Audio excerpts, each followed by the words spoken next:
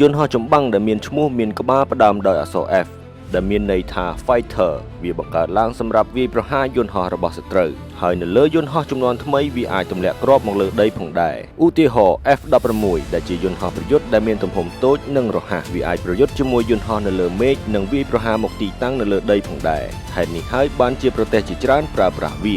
F-15 ត្រូវបានបង្កើតឡើងមុន F-16 ហើយសម្រាប់បេសកកម្មតែមួយគត់គឺបំផ្លាញយន្តហោះរបស់សត្រូវវាមានកំណត់ត្រាប្រយុទ្ធដ៏ល្អបំផុតគឺក្នុងការប្រយុទ្ធជាង100ដងនៅលើអាកាសស្ទើរតែមិនចាញ់ទាល់តែសោះលើសពីនេះទៅទៀត F-22 ជាយន្តហោះ Stealth ឬមានន័យថាបំបាំងកាយពីរ៉ាដាវាអាចហោះលឿនជាង Mach 2ដែលមានល្បឿនលើស